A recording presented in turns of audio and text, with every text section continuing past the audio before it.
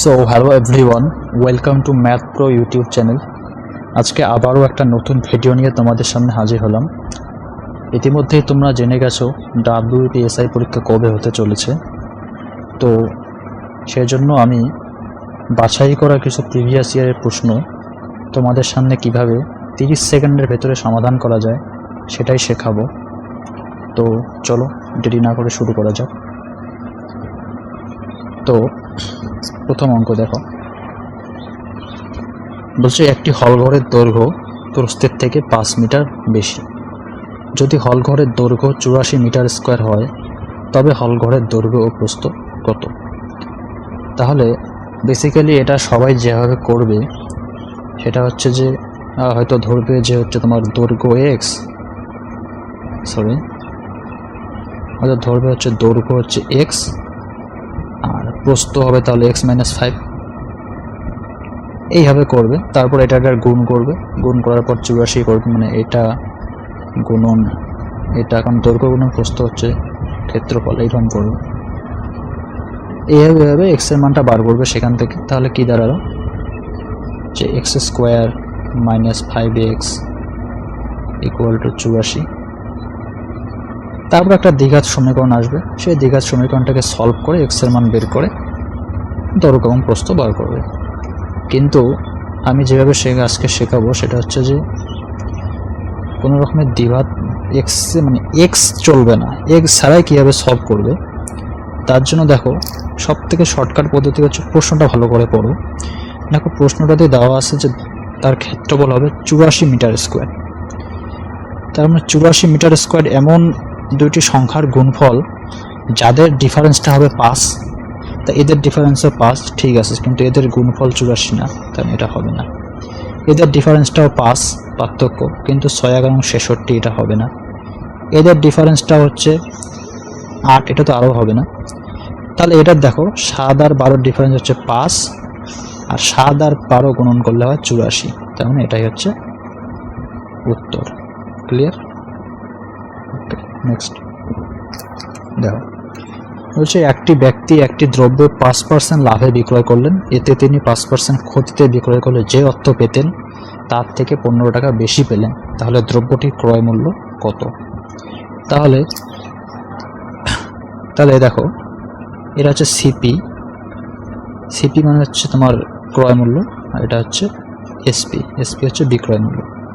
তাহলে 5% লাভে বিক্রয় করলো, তাহলে যে জিনিসটা 100 টাকা দিয়ে কিনলো সেটা 105 টাকায় বিক্রি করলো, রাইট? আর কি বলছে, এতে তিনি 5% ক্ষতিতে বিক্রয় করলে যে অর্থটা পেতেন। এবার বলছে 5% ক্ষতিতে বিক্রয় করে, সাপোজ 100 টাকা দিয়ে কিনছে জিনিসটাই, কিন্তু সেটা হচ্ছে 5% ক্ষতিতে বিক্রয় করছে, মানে দামটা হয়ে গেলো, বিক্রয় মূল্য হলো 95 টাকা। তাহলে এখানে দেখো এখানে কত টাকা বেশি পাইছে বর্তমানের থেকে? আগে না 10 টাকা বেশি পাইতো, তাই না? 95 আর 10 105। তাহলে 10-এর মান দেওয়া আছে প্রশ্নে হচ্ছে 15 টাকা, ঠিক আছে? তাহলে ক্রয় মূল্য কত হবে? তাহলে ক্রয় মূল্য হচ্ছে 100 টাকা, তাহলে 10-এর ভ্যালু যদি হয় 15 টাকা, তাহলে 100-এর ভ্যালু কত হবে? 15 × 10 মানে 150 টাকা। তাহলে এটা হচ্ছে উত্তর। ক্লিয়ার? নেক্সট দেখো নাও, দেখো বলছে কোনো পরিমাণ টাকা চক্রবৃদ্ধি হারের সুদে 6 বছরে 2.5 গুণ হয়, ওই একই পরিমাণ টাকা 18 বছরে কত গুণ হবে? তো এই জাতীয় অঙ্ক আমি কোনো রকম এক্স ছাড়াই করে দিচ্ছি। তো অনেকে হয়তো এক্স দিয়ে করতে পারে, কিন্তু এক্স দিয়ে করলে সময়টা অনেক বেশি লেগে যাবে, তাই আমি এক্স ছাড়াই অঙ্কগুলো করার চেষ্টা করছি তোমাদের সামনে। দেখো বলছে 6 বছরে, চক্রবৃদ্ধি সুদ কিন্তু, হ্যাঁ, সরল সুদ নয়। তাহলে 6 বছরে 6 ইয়ার্সে হয় 2.5 গুণ। 2.5 গুণ মানে হচ্ছে 5/2 গুণ, ঠিক আছে? 5/2 গুণা। তাহলে বলছে 18 বছরে কত হিসাবে মাল্টিপ্লাইং ফ্যাক্টর দিয়ে অঙ্কগুলো করানো যায়। যখন আমি তোমাদেরকে পার্সেন্টেজ চ্যাপ্টারটা খুব সম্পূর্ণরূপে করাবো তখন মাল্টিপ্লাইং ফ্যাক্টরটা বুঝিয়ে দেবো। আপাতত এইভাবেই করবে যে 5/2 এর কত পাওয়ার আকারে লেখা যায়। এক কথায় দেখো 1-এর ভ্যালু হচ্ছে 6, এবার 6 ইয়ার্স থেকে এখানে নেমে আসলো 18 ইয়ার্স, মানে কত গুণ হলো? 3 গুণ।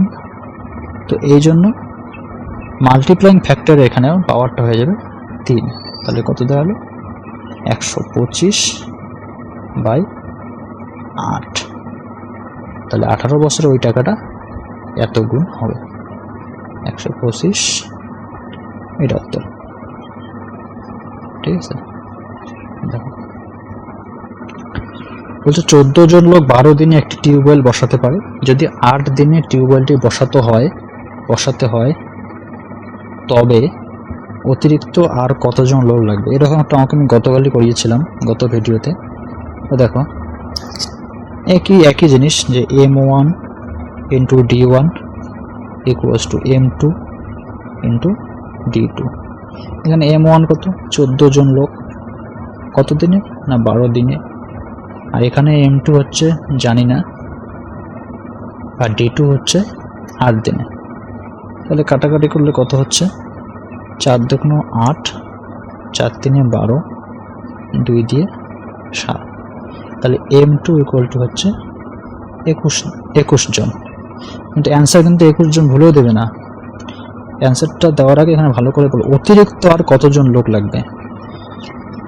আগে লাগতো 14 জন লোক, আর এখন লাগতেছে 21 জন লোক। তাহলে কতজন লোক বেশি? 21 বিয়োগ 14 সমান 7 জন। এটাই উত্তর। ক্লিয়ার? নেক্সট, কোনো রকম যদি সমস্যা থাকে, কোনো জায়গায় যদি বুঝতে অসুবিধা হয়, তাহলে কমেন্ট সেকশনে জানাবে, আমি সেটা উত্তর দেওয়ার চেষ্টা করব। দেখো বলছে একটি দ্রব্যের উপর পরপর 10%, 20% এবং 30% ছাড়ের সমতুল্য ছাড় হলো কত টাকা? খুবই ইম্পর্টেন্ট একটা অঙ্ক। দেখো দুইভাবেই করা যায়, যেটা সহজ হবে সেটাই। যখন ফ্র্যাকশন, যখন পার্সেন্টেজগুলো যখন খুব মানে সহজে ফ্র্যাকশন করা যায়, তখন এইভাবে করবে। এই জাতীয় অঙ্কের ক্ষেত্রে 10% ছাড় দেয়, তাহলে 10 টাকার জিনিস 9 টাকায় দিচ্ছে, তাই না? এটা হচ্ছে সিপি, এটা হচ্ছে এসপি। 10-এর ফ্র্যাকশন ভ্যালু হচ্ছে 1/10, 1/10।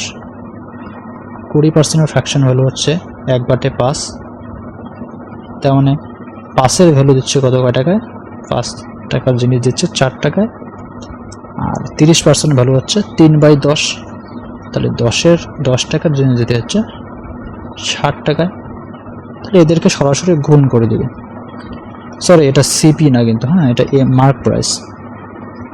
এটা হচ্ছে মার্ক প্রাইস, কারণ ডিসকাউন্ট দেওয়া হয় সবসময় মার্ক প্রাইসের উপরে, নাকি সিপির উপরে। এটা মার্ক প্রাইস। তাহলে গুণ করলে কত আসতেছে? দেখো কাটাকাটি যায় কি? কোনো যায়। 2 দুগুণ 4, 5 দুগুণ 10। তাহলে 5 5 25, 10-এ 250। এটা হচ্ছে 7 নং কত? 9 দুগুণ 7 নং 63। এটা হবে তাহলে হচ্ছে 252। তাহলে কি করতে হবে এবার? তাহলে আমার হচ্ছে সমতুল্য ছাড় বার করতে হবে। তাহলে 250-এর সাথে আমি 2 গুণ করে দিলাম 500 হিসাবের সুবিধার্থে। আর এটা তাহলে হয়ে গেল হচ্ছে, ও সরি, এটা 106, গুণটা ভুল হয়ে গেছে আমার।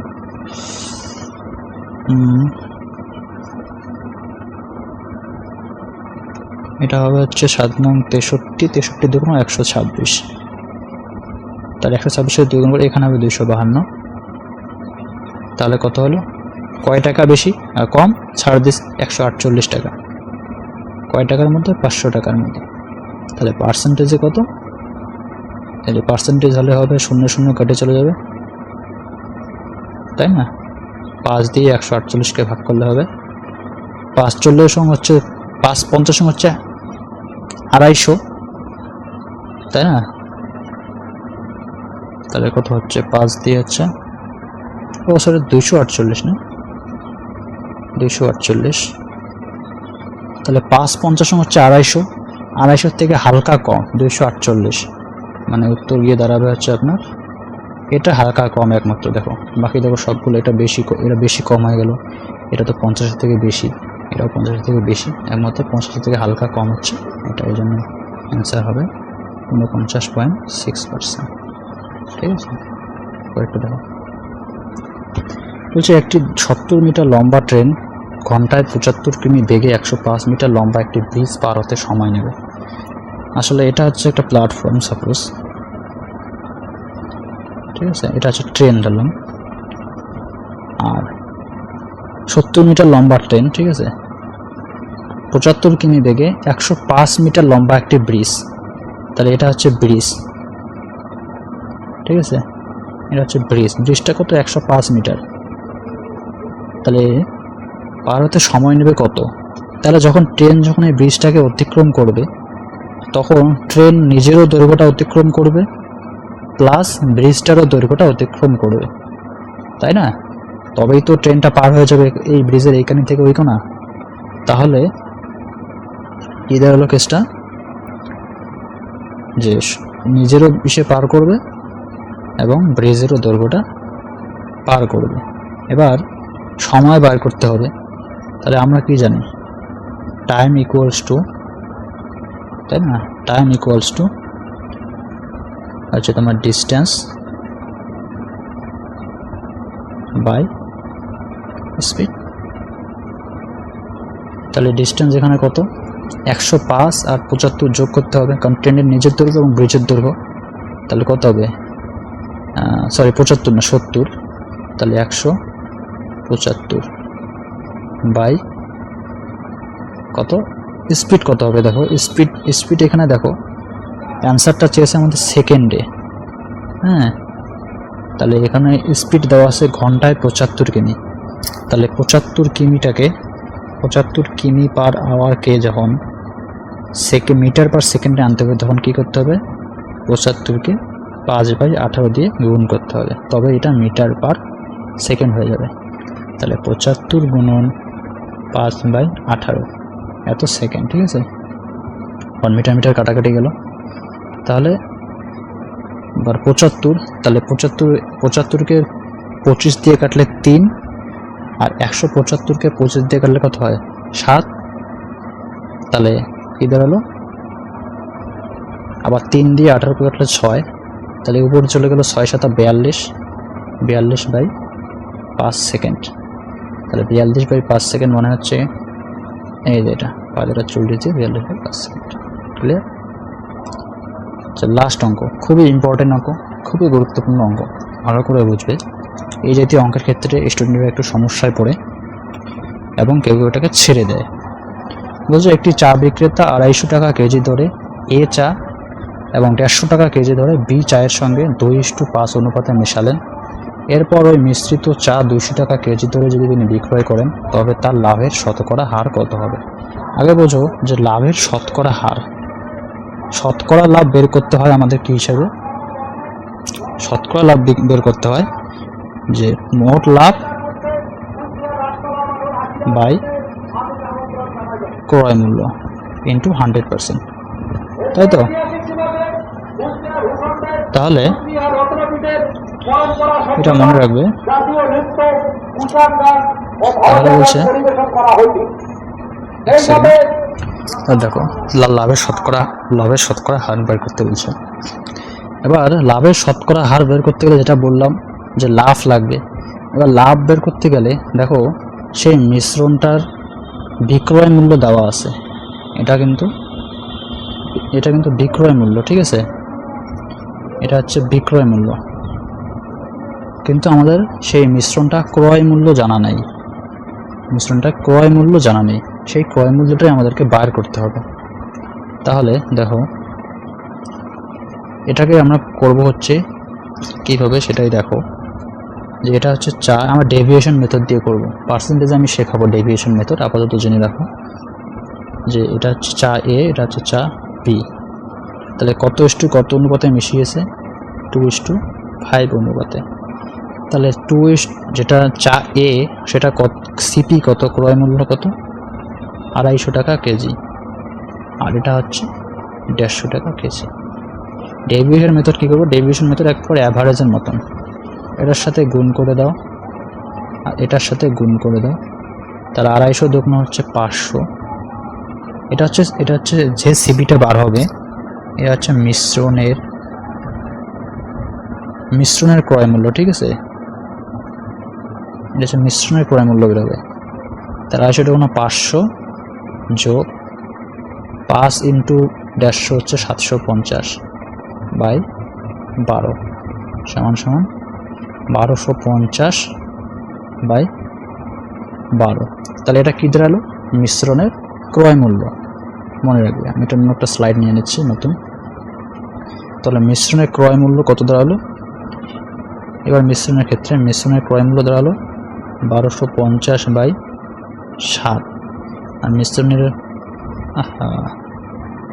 মিশ্রণের বিক্রয় মূল্য কত? মিশ্রণের বিক্রয় মূল্য দেওয়া আছে 200 টাকা পার কেজি। এটা হচ্ছে 1250 বাই 12 টাকা কেজি, আর এটা হচ্ছে 200 টাকা কেজি বিক্রয় মূল্য। বিক্রয় মূল্য হচ্ছে 200 টাকা কেজি। এদের অনুপাত নিব, কারণ আমাদের মোট লাভ বার করতে হবে। তো মোট লাভ বাই ক্রয় মূল্য তো আলটিমেটলি অনুপাত, সেই জন্য আমরা অনুপাতই নেব। এটা দেখো 0 0 কেটে গেল, 5 দিয়ে হচ্ছে 4, 5 25 125। তাহলে কী দেওয়া হলো? 25 রেশিও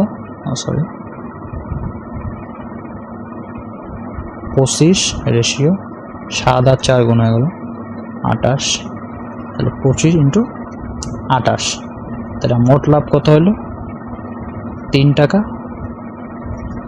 মিশ্রণটার ক্রয় মূল্য কত? 25 টাকা ইন্টু 100%। এটাই হচ্ছে শতকরা লাভ। এটাই কি শতকরা লাভ? সমান কত? 1/25 মানে 4%, 3/25 মানে হচ্ছে 12%। তাহলে উত্তর হয়ে গেল 12%। বোঝা গেল? তো এই পর্যন্তই ছিল আজকের ভিডিও। যদি ভিডিওটি ভালো লেগে থাকে অবশ্যই লাইক করবে, আর নিত্য নতুন এরকম ভিডিও পেতে অবশ্যই চ্যানেলটাকে সাবস্ক্রাইব করবে এবং পাশে থাকা বেল আইকনটি সিরিয়াসলি বাজিয়ে দেবে। আর যদি কোনো প্রশ্ন থাকে কোনো রকম অবশ্যই কমেন্ট বক্সে জানাবে। আর পরবর্তী কোন টপিকের উপর ভিডিও বানানো যায় সেটাও কমেন্টে বলে দেবে, তাহলে আমি সেই মতন তোমাদেরকে আবার ওই টাইপের উপর ভিডিও নিয়ে চলে আসবো। তো আজকে এই পর্যন্তই, ঠিক আছে, ভালো থেকো, বাই বাই।